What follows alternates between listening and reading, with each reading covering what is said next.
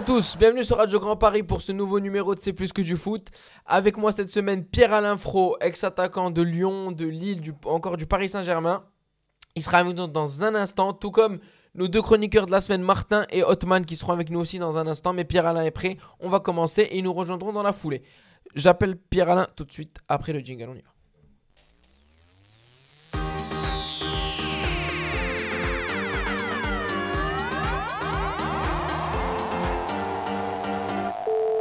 Pierre-Alain qui va arriver dans un instant.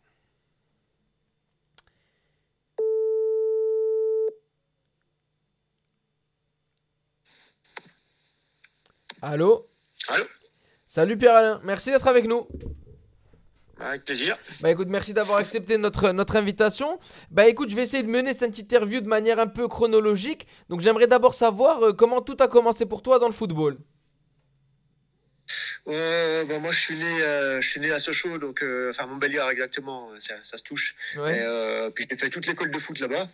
Et puis je suis rentré au centre de formation à 16 ans.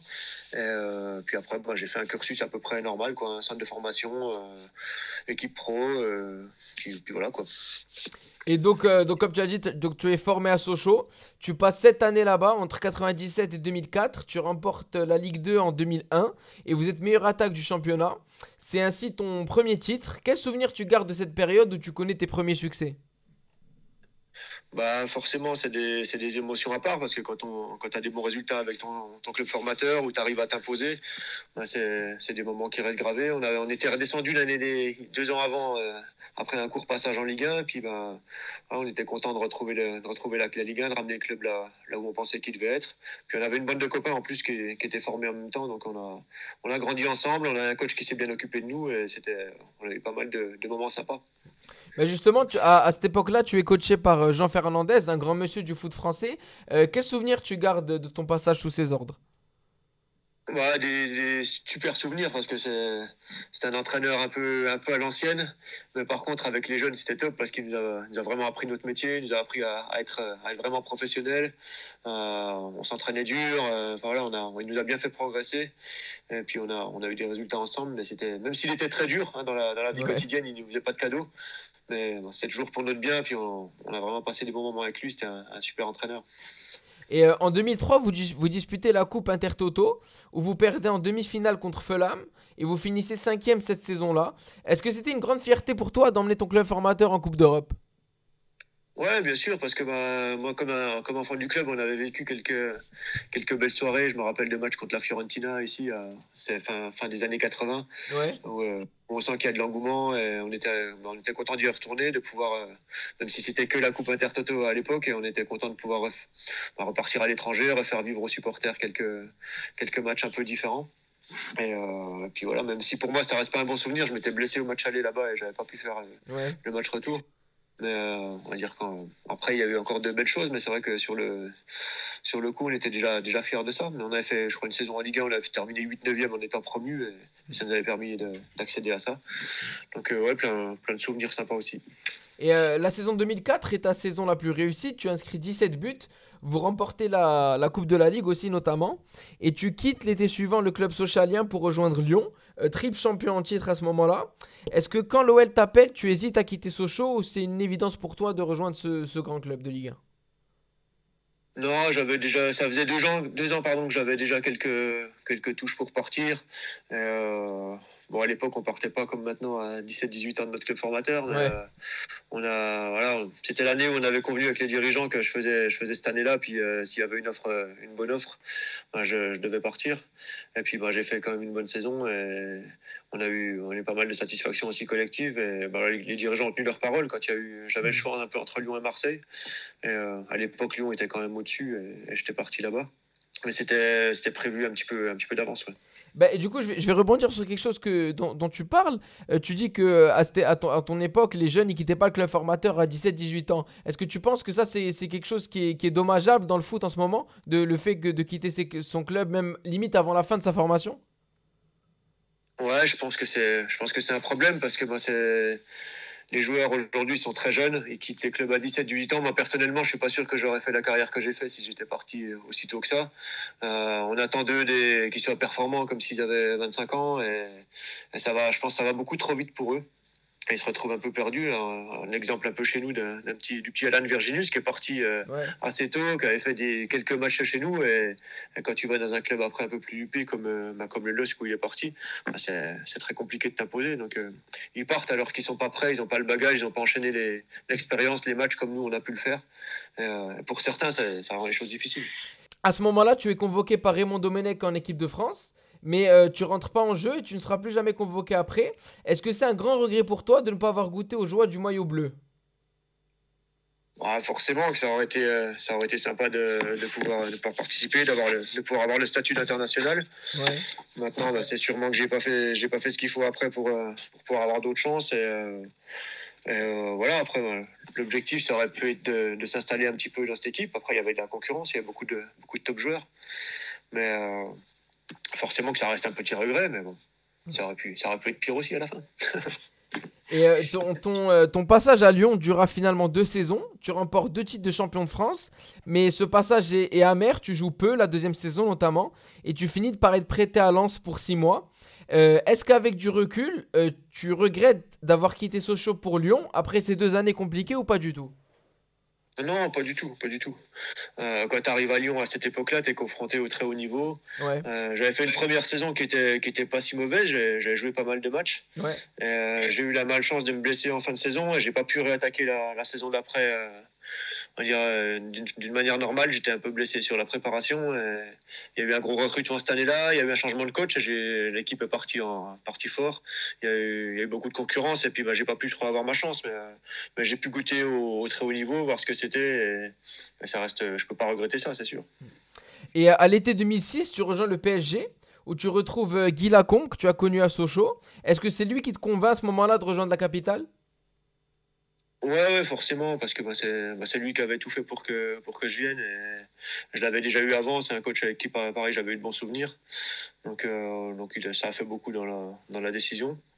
Et puis voilà, un club comme Paris, c'est dur à refuser aussi. Donc même si je savais que ça correspondait pas forcément à ma manière d'être, il fallait tenter le coup. Et tu es associé à Paoletta lors de ta première saison en attaque du club parisien. Quel souvenir tu gardes du Portugais, autant le joueur que l'homme? Déjà, j'aurais dû jouer un peu avec lui en pointe, mais ça a rarement été le cas. J'ai plus été exilé côté droit. Ouais. Et, ouais, ça a été bon, c'était des moments difficiles parce qu'on n'avait pas le bon résultat. On jouait un petit peu le maintien. Et, je jouais à un poste qui me convenait peut-être un peu moins. Mais voilà, après jouer avec un joueur comme ça reste toujours intéressant, voir comment il s'y prend. Quelqu'un de très méticuleux, très pro, et quand il y avait le ballon dans la surface, ça finissait souvent au fond. Mm. Donc voilà, beaucoup très très très très adroit, très malin dans le jeu, et puis un gars tranquille en dehors qui faisait pas trop de bruit.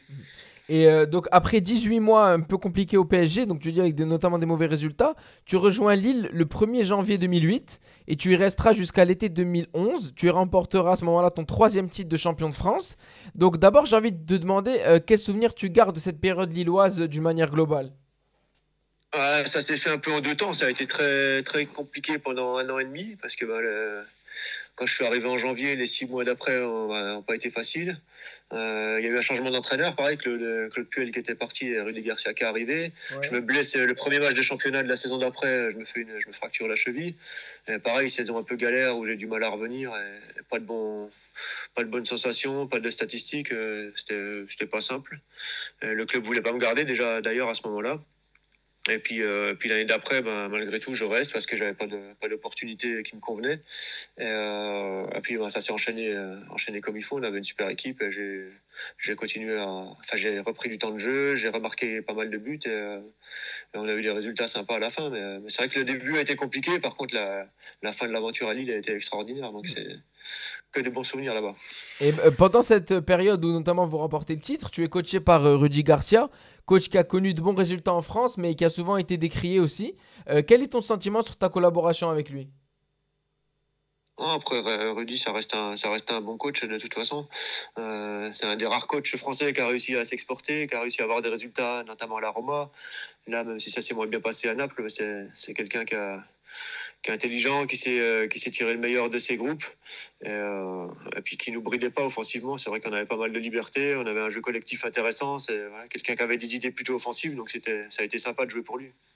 Et après ce titre lillois, tu t'engages pour 3 ans au Stade Malherbe de Caen.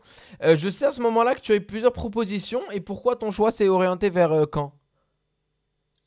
Bah après, voilà, je quittais un club qui était un peu en haut, qui avait fait doubler Coupe Championnat. Je commençais à prendre un peu d'âge aussi, j'avais 31 ans, je crois, à l'époque. Et fallait faire un choix. J'ai eu pas mal de prétendants en France. J'avais pas trop les gros clubs qui jouaient au haut du classement. Et j'ai dû choisir entre des clubs où je rentrais un petit peu on va dire, dans un collectif qui tournait un petit peu milieu de tableau, ou bien une équipe de bas de tableau qu'il fallait que j'aide à se stabiliser. Donc j'avais choisi ça. Et les résultats n'ont pas été convaincants, mais c'est pour ça que j'étais parti à Caen, pour essayer d'avoir un rôle un peu important dans l'équipe, d'apporter de l'expérience, d'aider les jeunes joueurs qui étaient intéressants à cette époque-là dans cette équipe. Mais ça s'est pas passé comme prévu. Et donc oui, bah alors justement à la fin de cette première saison, le club est relégué et tu quittes à ce moment-là pour la première fois de ta carrière la France. Tu signes au Qatar dans le club d'Al Wakrah. Et pourquoi d'abord cette décision, Pierre-Alain, à ce moment-là de ta carrière? Moi, parce que j'avais une mauvaise expérience à Caen. J'avais fait le tour un peu des bons clubs français et c'était difficile de retrouver un challenge intéressant. J'avais bien envie de voir autre chose. Si j'avais eu Arsenal, j'y serais allé, mais je l'ai pas eu. Et c'est Mesha Bazarevic qui était au Qatar à l'époque qui m'a demandé si ça m'intéressait. Puis je suis allé visiter, j'ai signé pour 1 an là-bas et j'ai passé une année sympa, c'était bien. Mais parce que ce qu'il faut dire à nos auditeurs, c'est qu'à cette époque-là, le Qatar, c'est pas une destination aussi en vogue que maintenant. C'est-à-dire, c'est pas un chemin, disons, entre guillemets, un peu normal en fin de carrière d'aller, par exemple, dans les pays du Golfe. Et toi, quand tu signes là-bas, est-ce que c'est, pardon de te demander ça, mais est-ce que c'est vraiment sportif ou est-ce qu'il y a autre chose qui arrive derrière? Après, quand tu vas dans des championnats comme ça, forcément, il y a le côté financier qui rentre en jeu, mais c'était pas, ça a pas été, j'ai pas fait le braquage du siècle non plus. J'ai bien gagné ma vie, mais c'est pas un truc de fou. Mais après, voilà, j'avais envie de voir autre chose. Le Qatar, il venait d'avoir la Coupe du Monde quand même. Ouais. Et puis, le championnat, cette année-là, il y avait des joueurs comme Raoul qui arrivaient. Il y avait pas mal de joueurs français aussi. De joueurs d'origine française qui étaient un peu maghrébins aussi, qui étaient là-bas. Quelques joueurs africains, pardon. Ouais. Je me suis dit pourquoi pas. J'avais envie de tenter l'aventure, de voir quelque chose de différent. Puis j'ai pas été déçu parce que c'était vraiment différent et tu vois d'autres choses, tu t'enrichis aussi en dehors, donc c'était sympa. Et d'un point de vue purement foot, tu as connu la Ligue 1, la Ligue 2 et le championnat du Qatar. Et où est-ce que tu places son niveau moyen par rapport à ce que tu as connu en France? Est-ce que c'est bien plus bas ou ça vaut une Ligue 2 par exemple? Non, moi je pense que il y a une ou deux équipes qui avaient le niveau à peu près Ligue 2. Ouais. Et le reste c'était plus bas, c'était plus niveau national. En fait, c'est compliqué à juger parce qu'il y avait toujours 4-5 bons joueurs dans chaque équipe. Ouais. Mais par contre, autour, l'autre moitié de l'équipe était souvent un peu faible. Donc, je pense qu'en France, en Europe, ça aurait été compliqué. Dans une Ligue 1, Ligue 2 européenne, ça aurait été compliqué, je pense, pour ces équipes-là. Et après seulement une vingtaine de matchs au Qatar, tu quittes le club et tu reviens dans ton club formateur de Sochaux pour les aider à se maintenir. Et on se souvient tous de cette fin de saison avec le duel à distance entre vous et Lévian Toulon-Gaillard. Comment tu as vécu ça de l'intérieur? Ouais, déjà j'étais rentré parce que moi j'avais signé qu'un an, puis bon, ça a arrangé tout le monde que je parte, que je revienne. Et je suis resté 6 mois sans club. J'ai fait jusqu'au mois de décembre où j'ai cherché quelque chose. Mais voilà, j'hésitais entre arrêter et retrouver un nouveau challenge. J'étais installé à Sochaux, puis il y a Hervé Renard qui est arrivé à cette époque-là, puis qui m'a dit pourquoi tu viendrais pas nous donner un coup de main. Donc j'y suis allé, mais bon, je commençais à être vraiment, vraiment mal en point physiquement. Et bon, j'ai très peu joué. Par contre, j'ai vécu une aventure un peu assez sympa aussi, parce que pu voir un coach comme Hervé Renard, ce qu'il a apporté en peu de temps, la dynamique qu'il a su insuffler, la manière dont il manageait l'équipe, c'était intéressant de suivre, même s'il n'y a pas eu le maintien au bout. Et ça a été 6 mois intéressants. Justement, ma question suivante, c'était sur Hervé Renard. Donc cette mission sauvetage, j'ai aussi un duel entre les coachs. Et vous avez eu à partir d'octobre Hervé Renard qui connaissait sa première expérience en Ligue 1. Et qu'est-ce que tu peux nous dire sur la manière de fonctionner d'Hervé Renard. Alors, personnellement, moi, je le connais relativement bien parce que je suis marocain. Il a été sélectionneur du Maroc pendant quelques années. Et on sait que Ouais. c'est vraiment un meneur d'hommes et quelqu'un qui transcende ses effectifs. Est-ce que tu le sentais déjà ça à Sochaux? Ah ouais, ça transpire assez vite quand tu le vois. Il a un charisme, il a quelque chose, il se dégage, il y a une énergie qui se dégage de lui, qui est un petit peu différente. Tu vois qu'il a quelque chose en lui, qu'il est capable de faire, c'est sublimer les joueurs. Il a des discours qui sont, il touche toujours le joueur au plus profond. Et puis c'est quelqu'un d'honnête, qui raconte pas de salade. Et moi, j'ai vraiment aimé la personne qu'il a été, même s'il m'a pas fait jouer. Mais c'était vraiment intéressant de pouvoir voir ça parce que je commençais déjà à réfléchir à ce que je voulais faire derrière. Ouais. Ça m'a intéressé la manière dont il a géré un petit peu l'équipe, le club à ce moment-là, parce qu'il était un peu livré à lui-même aussi au club, c'était pas évident. Mm. Ouais, c'était vraiment bien. Et puis c'est vraiment un mec pour qui j'ai beaucoup de respect parce qu'il il a apporté énormément et il dégage quelque chose de différent. Parce que quand il rentre dans une pièce, il y a quelques personnes qui sont comme ça, il dégage un truc solaire. Et donc à ce moment-là, donc cette relégation en Ligue 2 signe la fin de ta carrière aussi. C'est ça. À la fin de ta carrière, on fait souvent le bilan, on regarde un peu dans le rétroviseur.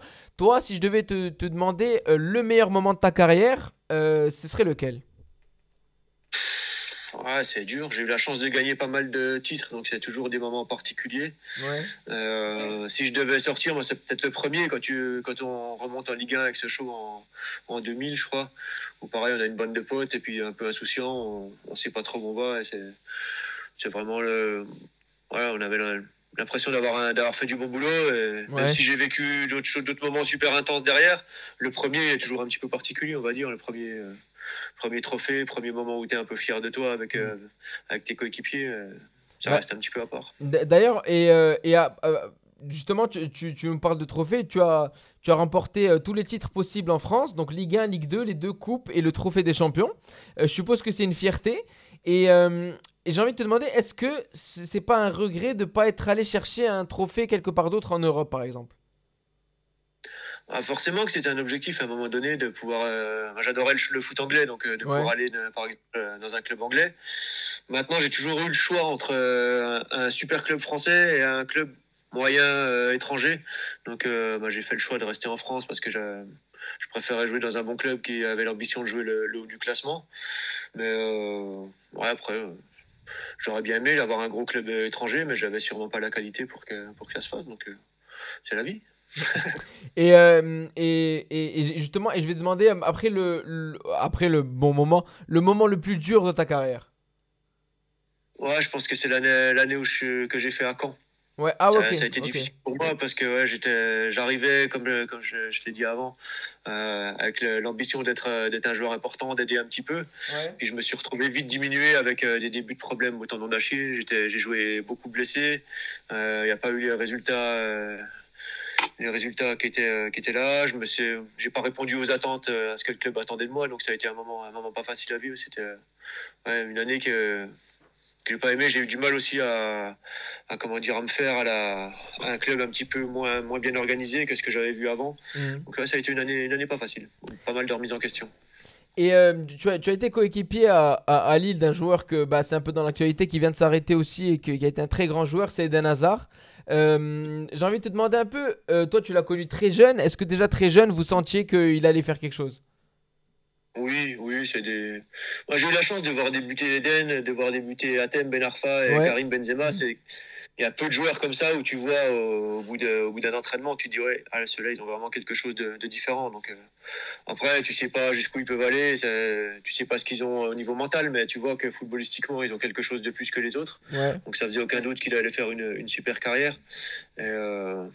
Et puis voilà, non, on a vu par la suite qu'il a été capable à Chelsea de faire des choses exceptionnelles. Ah, déjà à Lille avec nous, on était entre super jeunes, il avait presque le leadership de l'équipe et ça lui posait pas de problème. Donc voilà, c'est un talent à part. Et je suis content d'avoir pu l'accompagner un petit peu et d'avoir pu voir ce que ça donne quand il était jeune. Ouais. Et est-ce que c'est le joueur le plus fort avec lequel tu es joué? Ouais, je pense avec Karim Benzema, c'est Ok. les deux qui ont fait la meilleure carrière. Donc Karim qui a été Ballon d'Or en plus. Mm.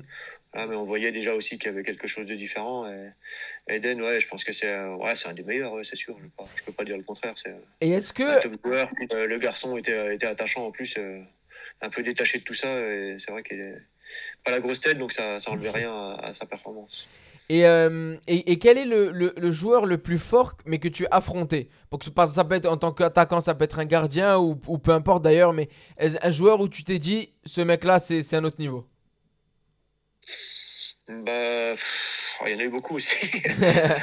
Il y en a eu beaucoup, beaucoup. Après c'est vrai que j'avais eu la chance de jouer contre Ronaldinho quand il était ici, même s'il n'avait pas fait des matchs exceptionnels, tu voyais sur certains Ouais. gestes que ouais, pareil, il y avait du talent à revendre et puis il se prenait pas trop la tête non plus. Donc c'était ouais, je dirais Ronaldinho. J'ai joué contre Cristiano Ronaldo qui était jeune et on voyait pareil que ça allait être un grand joueur, mais je vais dire Ronaldinho quand même. Et, après ta carrière de joueur, tu t'orientes vers une carrière de coach. Tu obtiens un diplôme en 2022. Comment s'est passée la transition entraîneur vers joueur? Et est-ce que c'était une évidence pour toi de devenir entraîneur? Pas du tout, pas du tout. J'ai arrêté ma carrière. Bah voilà, je savais pas trop ce que j'allais faire. J'étais revenu à Sochaux. L'objectif c'était de pouvoir rester au club, de pouvoir apporter peut-être après sur l'extra sportif. Et puis ils m'ont proposé de partir au centre de formation. Donc je suis allé un petit peu sans trop savoir si ça allait me plaire. Puis j'ai vite accroché. Je me suis vite pris au jeu. Et ça me plaît bien d'accompagner les jeunes, d'essayer de les faire progresser, de leur faire prendre conscience de ce qu'il faut pour arriver au niveau. Donc ouais, ça me plaît bien. Et est-ce qu'il y a un entraîneur qui t'a marqué dans ta carrière et qui t'a poussé à passer de l'autre côté? Tous, je pense tous, parce que ben ça te marque à chaque fois que tu vis des saisons avec des entraîneurs, même si ça se passe pas comme tu veux, même si t'as pas d'atome crochu, il y a toujours des trucs qui te restent, des choses qu'ils ont fait tu dis tiens ouais c'est intéressant ce qu'il a fait, et je pourrais refaire la même chose, ou d'autres choses que tu dis non je veux absolument pas faire comme lui parce que j'ai l'impression que ça marche pas et que ça me convient pas. Donc tous les entraîneurs que en plus j'ai pas eu des mauvais, hein, donc il y avait pas mal de choses à prendre sur chacun. Après les premiers, comme j'ai dit, Jean Fernandez pour le côté discipline, et puis Guy Lacombe aussi pour le côté tactique, comment dire, adaptation à l'adversaire qui était très fort aussi. Et est-ce qu'en tant qu'attaquant, tu prônes un jeu plutôt offensif? Bah, je pense, quand t'es entraîneur, t'es toujours à la recherche de l'équilibre, forcément. Ouais, bah ouais. J'étais attaquant, j'ai envie que ça marque des buts, mais j'ai pas envie que mon équipe elle en prenne 5 par match non plus. Donc, t'es toujours à la recherche du bon équilibre entre le fait d'avoir des joueurs offensifs, de se projeter vers l'avant, puis de garder un équilibre défensif à la perte de balle. Enfin, là, j'aime quand mon équipe marque des buts, comme tout le monde, je pense. Ouais. Mais après, ça, c'est une chose qui est plus difficile à régler. Il faut avoir des joueurs de talent qui te mettent des buts, qui sont capables d'éliminer, de combiner entre eux.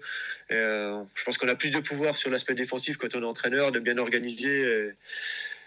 Sans ballon, c'est plus facile à organiser pour un coach. Donc, voilà, je pense que j'essaie d'amener les deux, mais je reste attaquant et je suis un petit peu plus attentif à ce que font les joueurs offensifs, c'est vrai.